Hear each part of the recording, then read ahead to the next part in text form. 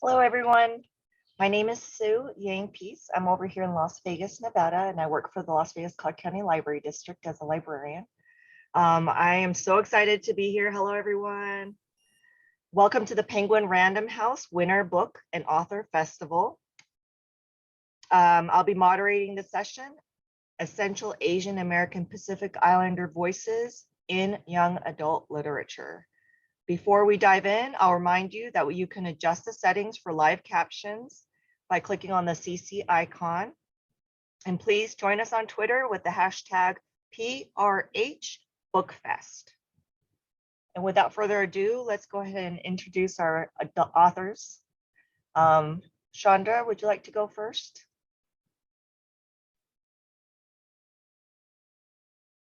Sure, it would be my pleasure.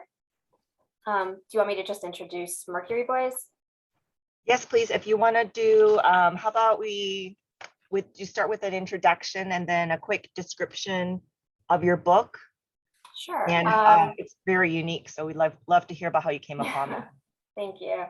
My name is Chandra Prasad, and I was originally writing general fiction, but a few years ago I transitioned into young adult fiction. I have two novels. My first is Damselfly, and my second is Mercury Boys, which is the book that I'll be talking about today. And it relates to this conference in that I'm half Asian, I'm half Indian, and I made it a point in both of my books to talk about mixed race characters, especially Asian, but just mixed race in general, because although the mixed race population is growing by leaps and bounds, there are still very few represented in books. So that's important to me. And Mercury Boys is first and foremost about the complicated relationships between modern teenage girls and their need to occupy kind of imaginary spaces in order to survive and succeed. Because as we all know, being a teenage girl today is a difficult feat. So that's the first part of it, but Mercury Boys is interesting in that it's speculative and it has fantasy, dream-induced time travel, elements of history. It really has a lot going on, so it's kind of a multi-genre book.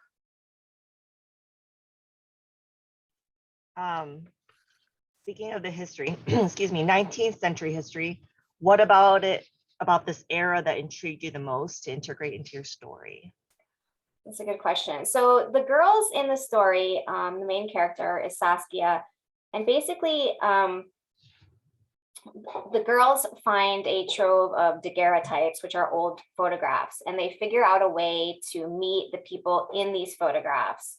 And in their dreams, they're able to time travel to the 19th century. And the reason this was important to the book is that the girls are all in a process of kind of finding themselves, finding their space in the world, discovering their true identities. And in going back in time to certain really important parts of history, such as early women's suffrage in the United States, Civil War, early industry, the girls are able to kind of explore those things and also find themselves in a way and better understand themselves. I love that. I love this book. Thank you so much. Oh, thank you. Thanks. Samira, would you like to do a brief introduction and then something about your book as well? Yeah, hi everyone. So happy to be here. My name is Samira Ahmed, and I'm the author of a number of young adult novels, also middle grade. And a lot of times people ask me, did you always want to be an author when you grew up? And the answer is no, I didn't. I thought I was going to be a doctor because I'm Indian and that's what my parents wanted. I was like, I'm half doctor anyway. But I was scared of blood, and so that didn't happen. But I had many other dreams that I wanted to do. I was a high school English teacher. I worked in education nonprofits, but I always loved kind of writing on the side and doing it for fun. And then kind of I got this idea for a story that I thought could be more than just some, fun notes or little short stories that I write for myself. It was a story idea that kind of stuck in my brain and didn't let go. And that ended up being my first novel, Love, Hate, and Other Filters. So I came to writing and being a novelist, I guess like a little bit later than some do. But the thing that I love about writing is that it can be a part of your life at any time, and it can enter your life at any time. And I think it's so cool to hear about different authors' journeys. But today I'm talking about Mad, Bad, and Dangerous to Know, which I like to call my Smash the Patriarchy, Eat All the Pastries, History, Mystery. And it's a story that's actually rooted in my bachelor's thesis, which I literally wrote decades ago, and I finally got to put to good use. Like, yay, English major, paid off. And in that thesis, I was examining Byron's poetry, especially in light of Napoleon's conquest in Egypt, because the British Romantics were very heavily Orientalist and influenced by sort of, Orientalism. And Byron had this poem called The Giaour. It's this epic, many, like over 1,000 lines, thousands of lines long poem. And it's a story of a woman who is battled over. She's a harem girl, and she's being battled over by the man she loves and the pasha, the one who controls the harem. And it's a duel to the death. And this is a very interesting poem because it's an early poem that was told in multiple points of view, which was a little bit unusual at the time. It was like one of the very early references to vampire. There's a vampire reference in there. But what to me was most striking about this novel is ostensibly this whole poem was about this woman, and she has no voice in this poem. And what I kind of wanted to do was to unearth her story and give her her voice back, her own story. And so I created this frame of a young woman in today's world who is fascinated by art history and hopes to pursue, being an art historian in her life. And she comes across this little mystery when she's in Paris for her family holiday, because she happens to meet, or by various circumstances meets, a descendant of Alexander Dumas, a young, handsome, dashing Frenchman who also goes by the name of Alexander Dumas. And together they unearth letters between Delacroix and Dumas that reference a mysterious woman, a Muslim woman living in Paris in the milieu of all these great artists in the 19th century. Who is she? Why don't we know her story? And how come some stories get buried, are some of the questions these two investigate, and that I try to talk about in my book. I love that so much. That hit a really strong point with me, where how much are we missing out on, like, because of the factor of, like, a person of color or a woman is not portrayed. And I got so excited when I read that, because I was like, what? Yeah, exactly. How much are we missing? Exactly. How much of the history is being, spoken and documented, or we're really missing out on so many good, rich things out there that I really thought about that when I think yours was the last one that said, was it yours that said to build a bigger bookshelf? At the end, I believe it was, but we'll get back to that in another second after we introduce Marie. Would you like to introduce yourself and describe your Sure. book as well? Thanks for having me. And actually, I'm kind of the opposite of Samira. I wanted to be a novelist since I was 9 years old. And my father's a physician, and I was supposed to be the doctor in the family. So I was kind of doing this whole hiding what I wanted to do and being pre-med in college while I was writing. And it was shortly after college that I started finding my voice. And it was kind of because, when you write, you kind of write about what just happened, or at least for me. So I started writing it first as, I don't know, I actually was a big fan of Judy Blume. And because I'm older than a lot of you, I didn't have Asian American books to look at all. So what I was writing, I also felt like, oh, if it's going to be universal, I have to write about white people. At the time, Flannery O'Connor was my favorite writer. And so I just wrote this kind of high school-y book. Part of it was too, like I actually had a fairly fun time in high school, and I kind of wanted to capture that in fiction. But then my boyfriend, then husband, read it, and he's sort of like, it's interesting, but there's no Asian people in this. Like, why is it all white people? And I just was, well, I don't know. And he said, well, try having like a Korean American character in there. And as soon as I did, the entire story changed. Of course, she experiences racism. It's somewhat factually autobiographical. The protagonist grows up in a small town in Minnesota where they're the only Asian family, and she has kind of tiger parents who want her to be a doctor, and she's a very high achieving older sister, and she's very creative, and she doesn't know what she wants to do with her life. And then we may end up talking about this more later, but when I was trying to publish the book, because there wasn't any other Asian American, like when I was growing up, Farewell to Manzanar was the only book I ever saw that had an Asian character. And I never even knew. Then I thought, oh, she didn't write the book. So, you know what I mean? There was nothing for me to read. And when I was trying to sell it, a lot of publishers were, oh, we actually had a book last year about Cambodia, and it was written by a white person. And so we almost actually didn't sell this book. The last place that it was at was Houghton Mifflin, and then they kept it forever. And then they ended up taking it. And so this was in 1992. And so what's been kind of wonderful for me is I started my career as a young adult author, but since 1996, when I published my last young adult novel, Necessary Roughness, I've been an adult novelist. And most people don't even know that I was a YA novelist. But then BuzzFeed had an article about, books from the 80s and 90s. I am a lot older than you are, that have stood the test of time. And apparently when they did research, they think putatively that my novel is the first Asian American like contemporary set YA novel. And I'm not 100 years old. I mean, I think that also in itself just shows how sort of slowly that the publishing industry has kind of looked at itself outside of like the frame of everyone has to be white and this is what's normal.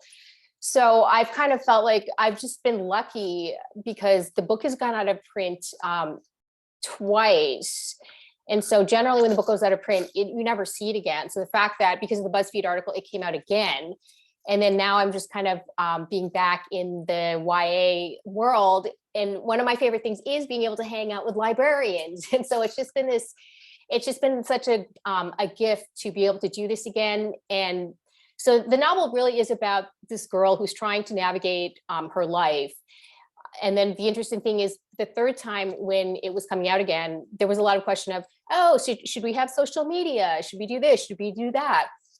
And I was lucky enough that I had an editor who was more about my age. And I ended up going with him, among other things, because there's so many more YA authors now doing their own thing. So I kind of felt like this is actually important to me to keep it the way that it was as a historical, sort of not an artifact. But at the same time, for instance, there's a scene where Ellen, the protagonist, doesn't want to bring something weird for her lunch. And it's not kimchi, which it would be if it was contemporary. It's lychee nuts. And when I wrote it, I didn't really understand why am I putting lychee nuts? It should be kimchi. But then I was realizing because my parents immigrated in 1953, before the immigration laws changed in 1965, they didn't have Korean groceries. They didn't have any Asian stuff because Asians couldn't immigrate. It was illegal for Asians to immigrate. So for, for people my generation, anything Asian is or Korean is going to be Pan-Asian. Like that was like the best that we had. So, I kind of didn't realize this until later, but I feel like, yes, it's important that we have different historical periods. And so being Asian American isn't something that's fungible, that it's just Asian American. A lot of times publishing just feels like we just need more Asian voices, but no, like my book is very specific to a specific time period. And that's the way I want it. Like we all have our different voices. And it's just so incredibly exciting for me now, though, to see that there's so many more wonderful authors that, and Samira, I read your first book and I just loved it so much. And thematically, it was so resonant, but it was so like, it was a totally different time period. So I'm just really, and Chandra, I'm really going to be excited to read yours, and I'm just really excited to be here. So thanks. All three of you tap into young women's voices really well. Was that challenging to, basically go back and try to, because I genuinely felt like I was back in like high school feeling these feelings with all three of these books, which was kind of stressful. Wasn't the best years, but I could feel the stress of wanting to belong and that, foreign feeling. You all captured it so well, and it was so stressful. The one particular moment when Marie talked about someone said a chink, oh gosh, my teeth hurt. Like I know it's words on paper and it can't hurt me, but my teeth literally hurt. I was like, I still get like chills from the feeling of reading those words. It's cringeworthy. And I just, I'm just glad to have like hear those words, someone else speaking those words and acknowledging that it's happened. So I was wondering, how hard was it to tap into that, young voice? Samira, sorry, go ahead, Marie. I was just going to say this, since you just talked, the C word was actually one of the reasons that it was really difficult to sell the book. I think because of the model minority myth, people don't want to they don't want to hear about it, or they don't think it exists. That was one of the main things, as well as like there's some violent incidents that happen in the book. I didn't know that. Oh my gosh. Yeah. So sorry, I didn't mean to interrupt.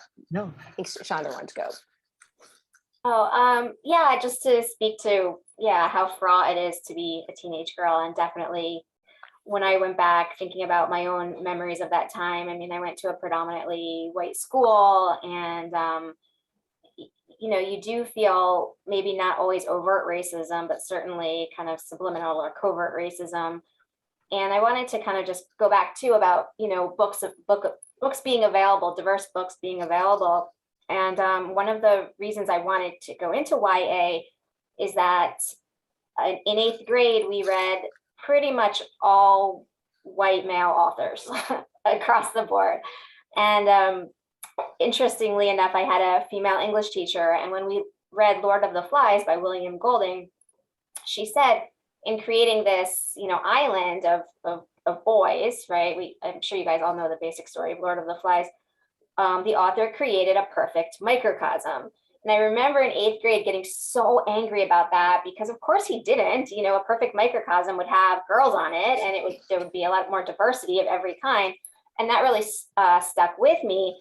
So my first book is called Damselfly, and it's actually a direct response to that, in that I chose to create a survival story kind of in the vein of Lord of the Flies, but definitely a unique plot. And I chose to put girls at the center of it, but not just any girls, but girls of color, and specifically a mixed race girl, who's the heart and soul of the book. And of course, it completely changes the plot and the dynamics. But I think, it's so important that girls and minorities have those voices now, and have characters that they can relate to and that they can see themselves in books. It's hugely important. And the last thing I just wanted to add was I've seen a trend, talking to a lot of English teachers who end up using Mercury Boys, my new book, but also Damselfly, my previous book, in schools. And they're using those YA books in tandem with classics, which I think is a fantastic thing. It's called like twin texts. And kids, by and large, love reading YA and classics together, because the YA books kind of give them inroads into the classics and vice versa. And I just think that's a wonderful trend in education for young people today, and I hope it will continue. So I think it's an interesting question about capturing the voice of a young person, because a lot of times people ask me this, so like, you're not young, Samira, how are you writing somebody young? And I think it, you know, there's like a few touch points that I can talk to with that. One is, I mean, I was a high school English teacher, so for me, I had a sense, I mean, I love teaching that age. I think this, and writing for that age group is so fascinating to me, because I call it like writing into the realm of possibility, because I feel like that is, you're on this cusp at that age, and there's so many possibilities ahead of you. They're not always great, but I imagine it as all these doors, and you have this opportunity to open some. I think that's kind of one of the differences between a young adult novel and a middle-aged novel, as I call it. Like, the young adult novel is about opening doors, and a lot of times middle-aged novels are about closing doors. But anyway, that's just an aside. So I think that's part of it. But I also think, you know, there's this visceral feeling of being a teen. And I think if you reflect back on your own experiences, it's feelings that you can still tap into and understand. So having that sort of very liminal quality to your emotions, like where, you know, stakes can be high, even if, like, for an adult, what's going on might seem small stakes. But when your world is, you know, more defined by, say, school or your community or, you know, your family, I think those emotions can be sort of like compressed. So I think I try to keep that in mind as much as possible, and also think about how, as a teen, like, literally because of your age, you don't get to have as much sort of like retrospective. Like, you can't necessarily have the sense of, you know, now I'm 50 and now looking back, I see these mistakes that I made, because the looking back is like a week ago. Like, you can't necessarily get so much perspective in that time. So those are things I think are just that I try to keep in mind as I'm writing my characters, because really importantly, would never want to write down, like talk down. I think, you know, the teens I taught and have interacted with are, you know, curious and intelligent and have incredible, you know, capabilities of doing so many things. And that's how I try to present them in my books. Thank you. That was such a good explanation of it, how you just thinking a week past is there retrospective. I just like that, because it did capture exactly how I felt, and I feel like I can tap into that from when I was 17 precisely. So I can understand that. I want to know, yours and Chandra's is both so rich with historical content. The duality of these two stories is really rich. What was it about your interests and educational background for our audience, if you don't mind explaining, that incorporated the historical content into your story? Chandra, you want to go? Oh, sure. Yeah. Well, when I was writing general fiction, which, funny enough, I feel like I had the opposite career as Marie, who went from YA to general. I kind of did the opposite. My books were historical fiction. I love history. I love research. I love learning about things that I don't know that much about, and I've never subscribed to this idea that you should write about what you know, because the whole learning process of kind of picking up more information and becoming like a small, like an armchair expert in something has always really appealed to me. So I loved doing the research, and it was necessary for Mercury Boys to have that research, because the daguerreotypes, these old photos that were made in the 1800s. And because obviously the characters that the girls are seeing are from that time, it was very important for me to learn about, you know, Civil War field hospital, which happens, a certain, you know, an early suffragette convention, a pickpocket in Crystal Palace, New York City, a building that doesn't exist anymore because it burnt down. All of that is really important. And the other important aspect of Mercury Boys historically is actually Mercury itself. It's liquid mercury. And what I learned in doing historical research, because liquid mercury was used to make these old photographs called daguerreotypes, is that throughout time, Mercury has been associated with really interesting things. It's been associated with alchemy and magic and immortality and fertility. And it's also been seen as this kind of portal between the living and the dead. So that works too. So all of those things were kind of interwoven into the story, and history did end up becoming a very important aspect of Mercury Boys. Chandra, I have to know if I'm probably pronouncing it incorrectly. Say it again one more time. Oh, daguerreotype. Yep. Daguerreotype. Yep. Do you have any? I do have some. Oh, do you? Yeah, How did you acquire that? I'm just eBay. Okay. But I've seen them at flea markets and stuff like that.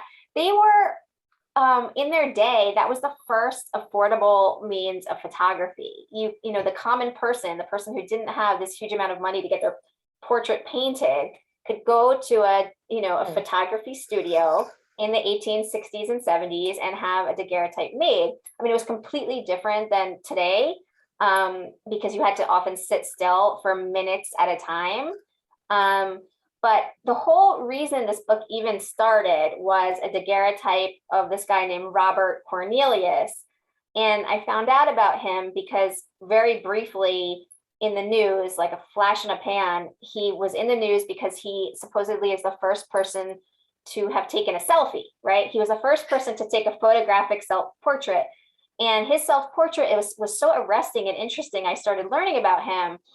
And of the characters that appear in Mercury Boys via their daguerreotypes, he is the only person who in fact was a real person whose identity I was able to research. Everyone else has kind of been lost to time, and I don't know who they were, which is both sad and interesting and kind of macabre all at the same time.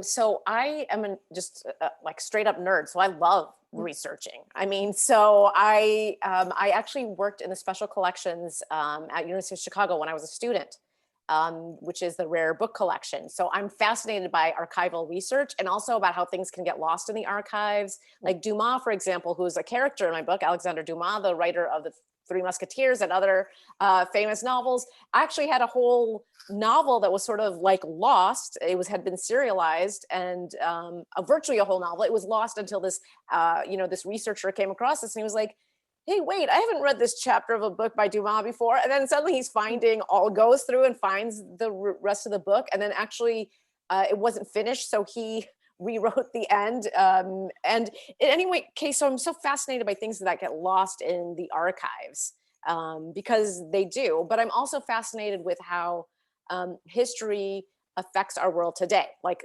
we don't exist in a vacuum.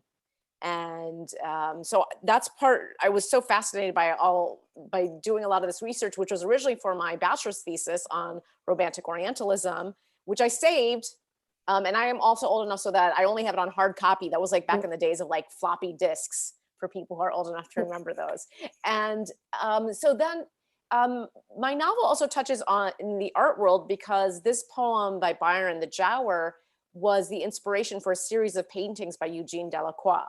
And the same thing in those paintings, it is always the battle, the violence between these two men, and not the story of the woman. But and I've seen two in that series. One happens to be at the Art Institute in Chicago, where I live, and the other is in Paris, where I have family and visit often. And last time I was there, before I started writing the book, I was looking at the painting and I just on a whim was thinking about it a little bit and doing some research. And I came across this tiny line in an old art catalog about this exhibition in Paris at the time of Delacroix and Dumas. And it said something about how Dumas had actually owned one of these paintings by Delacroix in the Giaour series. And I was like, oh, that's so fascinating. So I kind of earmarked that. And then I was researching a little bit more, I didn't even know that Dumas and Delacroix were friends. And then I found that Dumas and Delacroix and Victor Hugo and Baudelaire all were in this, amongst others, were in this sort of group, this club called the Club de Hachachine, the Hash Eaters Club. And they would go to this Hotel Particulier, like a mansion in Paris, which still exists and is in the book, and would essentially take hash. They would dress in Arab garb and hope that the muse would come to them by taking this paste of hash that they would mix with like coffee or orange juice. So those few bits of like history were like my avenues into like deep dives. And I was like, whoa, this is so fascinating. There's speaking of Paris, you describe it so exquisitely. I've never been, but I could see myself there. And you describe some of the food, and I'm pronouncing this terribly, Marquez harissa paste and the caramel crepes was yes, so merguez divinely, yeah. So listen, I get to go to Paris a Okay. lot, so I really believe in research, and a lot of that included eating because I'm very committed to my craft. So I felt like I had to eat a lot. So I went to many patisseries. The merguez is a kind of lamb sausage. A harissa paste is a sort of like a spicy sort of paste that you might add to, what you're eating. And Khayyam is eating that actually at the big sort of mosque in Paris that has this beautiful cafe. Highly recommend to anyone who goes. And the caramel crepes are at this place at the creperie on Ile Saint-Louis, one of the islands in the river in Paris. And all the pastry places that I reference and all the pastries that I reference are real. So if you go to Paris, I highly recommend those places because, like I said, I did a lot of research to pick the best pastries I could for the book. Definitely. It's definitely on my bucket list. And then you also laced some beautiful poetry into your writing, Samira. I was just curious, what were some of your favorite lines from the book? Well, my favorite line in the book is the last line. I don't know if I should say it because it's a Right, I don't want spoiler. to give too much away. Yeah, so that is my favorite line in the book, and I wrote that very much at the beginning, so I knew what the last line of the book was going to be. But I did also get to write letters in the voice of Byron, Lord Byron, who's a character in the book, and also Dumas, and that was actually really, really fun because they write in this very different style than we do, and I just got to do a little mimicry, so that was fun to try to write in the voice of these other authors. Going back to food really quick, Marie, I found the enormous popularity of Korean food to be kind of ironic in our times right now because of the mortification I went through in childhood. I specifically remember my friend coming over and opening my refrigerator and showing her friend as if it was like, like roadkill, trying to show her, hey, look at this horrific scene. And I'm just like, oh my God, like, I can't believe this is happening. She's supposed to be my friend. And I still remember it like it was yesterday. It's so vivid in my memory. And you depicted that so well in the description of Ellen's dad eating Korean food while the rest of the family is eating, quote, American food. I was just curious, what about that? Is that something that happened to you, or did you want to show that disparity there? Because food is such a strong cultural significance, especially like any culture really, but in Korean culture you sit around the table and you eat together, and for them to be eating different food for me was just astonishing in that book. I think for me as a person, and the book is somewhat emotionally autobiographical, I think I absorbed a lot of my parents' sort of messages about food. For instance, so we lived so far north that once a year, once there were Korean groceries, probably like in the 80s, we would drive 4.5 hours once a year to see the one Korean family. My parents would get their one tiny thing of kimchi and they would put it in the back of the fridge. We were not allowed to touch it. It was like a bomb. And my mom would always be kind of yelling at my dad that he was not allowed to eat it when he was working because he was the anesthesiologist at our one hospital. He just almost never ate it. So there is a scene where Ellen's boyfriend is trying to get her to eat kimchi and she's eating it and talking what it tastes like. But I can't even remember at the time when I was writing it, I was just on pause. I don't even know if I'd really eaten kimchi then because I absorbed so many of these things that you can't eat it. It's gross. It'll make everything stink. And we were not allowed to touch it in the fridge. And then, so this kind of self-loathing and the idea of the damage that it causes to people is something that has been on my mind because I think about how, being raised like that, in the Midwest, it's like, oh my God, too much cinnamon, too spicy. That's how I was raised. So I would always say like, oh, I don't like spicy food. And then when I went to live in Korea as a Fulbright scholar, it's cheaper just to eat Korean food. And I was like, oh my God, this stuff goes right into my veins. Just don't even put it here. It just goes right there. and now I just eat Korean food all the time because I can't every couple days. I'm kind of like my dad. He's a little bit like when he'd come home from a big like fatty meal, like loud hot dish or whatever, he just always sneak some kimchi and he'd tell me like he didn't feel like he ate. Or, now we know it's so good for digestion. It has probiotics and stuff. But similarly, I just felt like, my siblings still don't eat Korean food. So it's kind of like they're the control group. I have 3 siblings. They don't eat any Korean food. And I just feel like this is just my natal, like I'm made out of kimchi. If I don't eat it every couple of days, and it's just kind of like, no, the briny, the really funky stuff. I love fish eggs. Like, I just feel like, oh my God, I missed this for the first 20, 25 years of my life. And so it also makes me feel like what else is happening to kids when they absorb that message? Or the Korean vegan, the person who has this new cookbook, she's so amazing because she just talked about how even in her MFA program, she brought some Korean food and it's more contemporary. And everyone's just like, it smells so bad. Get that away from me.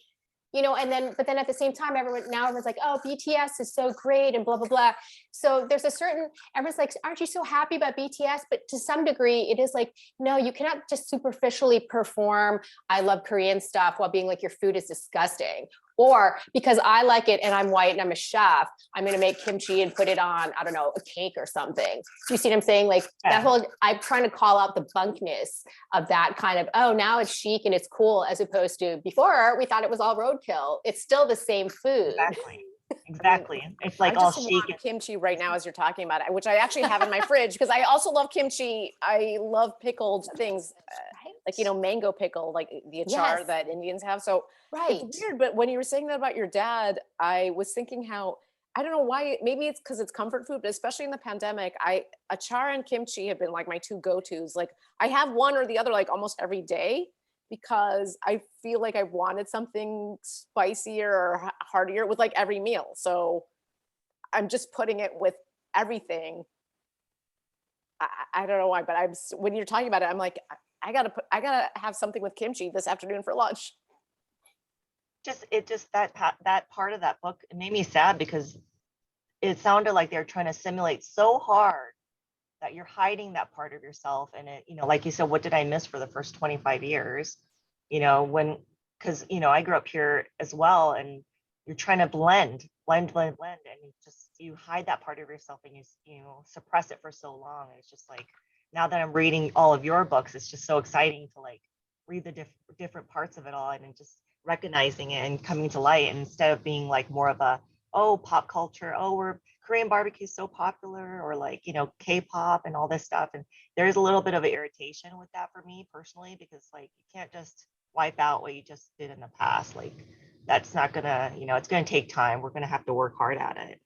Maria, can I ask Maria a follow-up question? Sorry, I'm just sort of interested because your book was 92, right? Am I right? That original. Yeah. So it's interesting because for kids of immigrants who were like growing up in the 70s and 80s, it's like, Sue, what you're saying, we were like taught, like we had to assimilate and blend. And that's why a lot of us don't even necessarily have our first language or our parents' language. I guess it's interesting because you came into YA really early and now you're back at it. So I was just curious if you can see some of that shift, because now I feel like there's more of like, kids should have another language because of executive function and, right. Celebrate more holidays. So.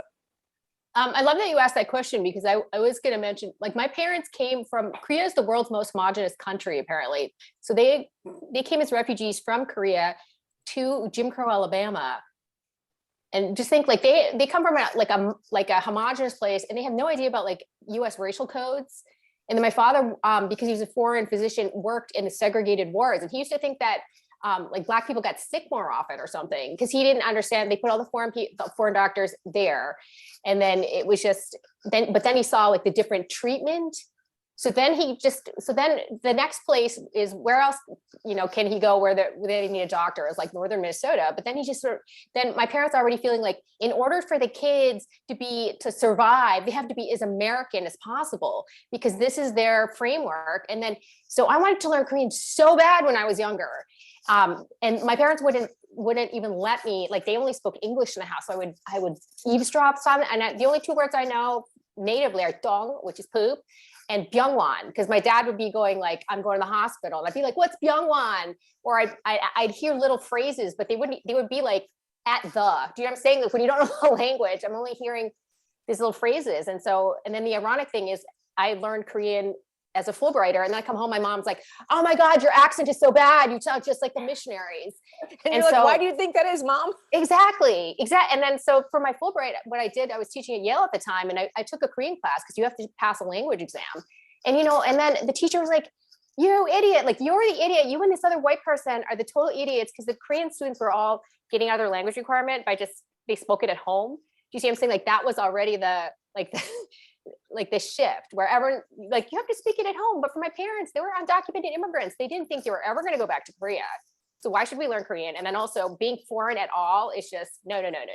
So I agree. It's because suddenly I'm just like, oh yes, when you learn another language, when you're older, it's just like here. But when you learn like when you're a kid, it could have just been such a gift. But at the same time, I console myself being like, well, I'm so alienated from my culture. It really helped me become an alienated kind of writer. Like it just spurred some of this, you know what I'm saying? Just this feeling of being a misfit and alienation. And I still kind of feel that way because I don't feel, when I go to Korea, I just feel like such a dimwit. And then here, but I do feel a little more integrated now in terms of just being, I'm Korean and I'm American, where when kids would call me Chink at home, my parents would just come, they would just say, "Oh, no, you're American." They would never say you're Asian American. They're just like, "No, tell the kids you're American," which is completely useless, in terms of like trying to assimilate your identity. And so I literally thought I was white for a long time because that's all I saw. Yeah, I think we're all products of, of our time, right? And I think all of our parents were in this time of assimilation, massive assimilation, where they had to survive. I think that's their motive to survival, is pretending to basically be white or as fitting in as best they could. So I remember growing up that there was this magazine called Maven, and it was put out by a student at Wesleyan, and it was the first and only mixed race magazine. And it was hard, obviously, like paper. And I remember getting my hands on it and being so fascinated because this was the first kind of like, oh my God, this is actually about someone like me, But otherwise, yeah, it was, everything had a white central point of view. Everything was, created around that. That is the identity, and anything else is peripheral. And it sounds like we kind of all went through that to some extent or another. I think it's kind of interesting in publishing now because we are diversifying our shelves. I still think there's a lot of work to do, but there's not enough understanding, I guess, in the book world of like the nuance within like the cultural identities. Like Asian is such a giant umbrella, right? Asian American Pacific Islander, even bigger of an umbrella. And even just like within the context of India, where I was born, there's so much cultural diversity that people don't understand by language, by region, by like just a million different things. And so I make my characters very specifically Hyderabadi, Americans from Hyderabadi Indian descent who speak Dakhni Urdu. And it's like so specific. That's what I know. That's what my Urdu is. And that Urdu is different than what an Urdu speaker in Karachi might speak. I mean, we obviously could understand each other, but there's variations on it. But I still can see, because as a kid growing up in the 80s, it was like, you don't speak that. I was like the only Indian kid at my school. There was one Filipino girl or two Jewish kids. It was like, and there was like a handful of Black kids, and that was it. So I do see that change, but I think it's still a work in progress. If it makes you feel better, my Korean is stuck from the 80s. Apparently, I just learned that. I didn't know that certain words became obsolete, like light bulb and stuff, because my parents immigrated, and then that's how they taught me, and it just stayed there. Right. And I never progressed to so there's certain words that are not recognized if I were to go to Korea, and I would speak like much older, like a senior citizen. So I was like, I didn't know. I wish someone would have said something as simple as a light bulb. They're like, we don't know what that is. We don't know what you're saying. So it's just fascinating to like get to speak to you all, and like I can't wait for my daughter to read these books, because it's just so exciting to have books that have points of view from other people of color. One really painful quote, if I'm allowed, Marie, you tell me. When you leave the country, in your book on page 148, it's like an animal caught in a trap that gnaws a limb off to free itself. You can't dwell on what you lost. If you want to survive, you have to go on with what you have. Immigrants have so many challenges, and children of immigrants face their own challenges of living up to basically the gift that they've been given, right? So our struggles aren't as big as our parents. You were able to address this so well because of your own experiences. Were you able to reconcile with being enough for your immigrant parents? Before my father passed away, and my mother still does this, they all occasionally ask me if I want to still go back to grad school.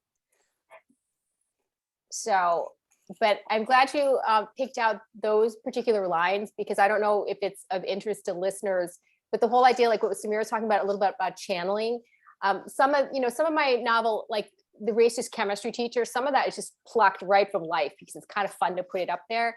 But that particular thing, when I wrote that, I remember I was sitting in my New York City apartment with my cat and I wrote it. And I just thought it was so creepy the way the novel just took over itself. It was so not me that I almost like threw that away. I almost threw those lines away because I thought, I don't know where these came from. Would the character really talk like that? But my husband actually took it out of the garbage. He's like, this is like really good. Like, what are you doing? And then I remember later my father, he had this very sweet, even though he was always still bugging me to be a doctor, he read Finding My Voice like 800 times until I wrote another book. And those were his favorite lines as well. So they weren't from him. It was from his sort of, like his avatar character. But so I did love the idea that there was something that I channeled that did encompass his experience, even though that is not a conversation that we ever had. And maybe if my fantasy, I would have loved to have had a conversation with my father like that. So that is kind of the joy of, because writing is so awful sometimes and you don't know what you're doing. But then when something like that happens, it's so mystical, because I just appreciate that you love that line so much, because that to me, now it's one of my favorite lines. But at the time I just thought, this is so weird. Like, I don't know where this is coming from. I'm very uncomfortable with it. I'm going to throw it away. My cat was looking at me very judgmentally when I was writing it.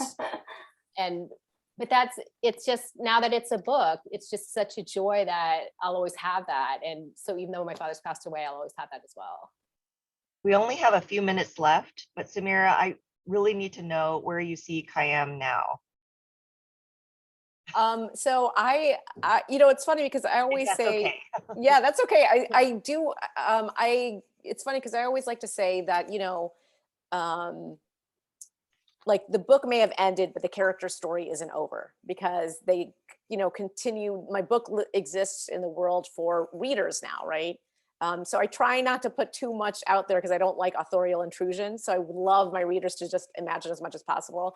But in my mind, Khayyam, she's like in college now, and she kind of was learning about what it means to write her own story and become the protagonist of her own life, as she discovered this woman who, whose story was kind of lost. So I see her kind of pursuing that a little bit. And if I have a quick second, I found a little snippet that I like, that I think isn't going to be a spoiler related to that question you asked. And I think it relates to this question of what Khayyam learned. And this is actually in Layla's voice, the 19th century character.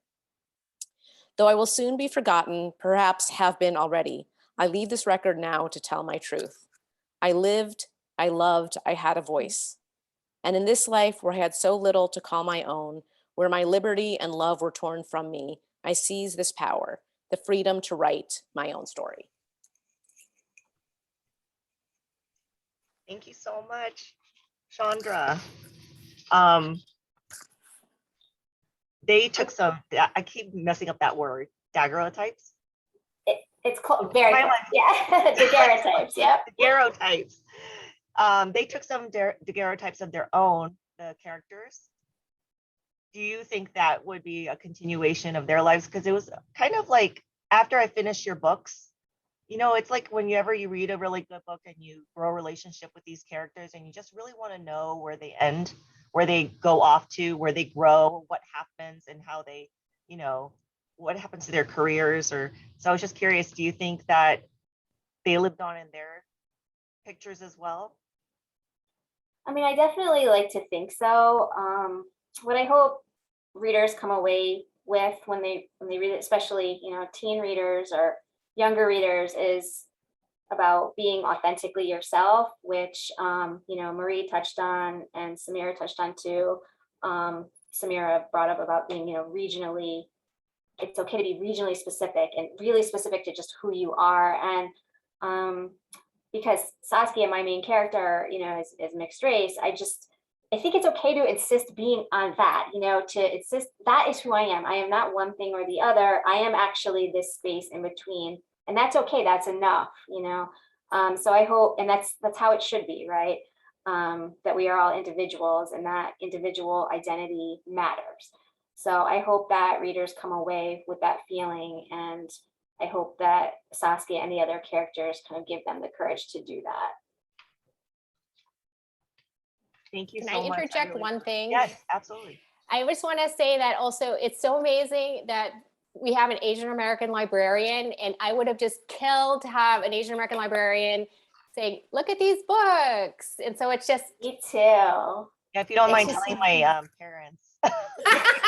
They still don't understand what Sure. I'm doing. They're so confused. I think it's amazing too, because it's so nice to be able to go to a library. And for so many of us, probably, especially immigrant kids, libraries were sort of refuges. yes. And like, I spent so much time in my library. And I think honestly, if I had like an Asian American librarian, like from any country in Asia, I would have been like, whoa, they probably know how to speak another language just like me. And even just that little thing would probably have been just, so it's so awesome that you're there for our kids now. Yes. Thank you so much. I thoroughly enjoyed, as you can see, all my tabs. That's awesome.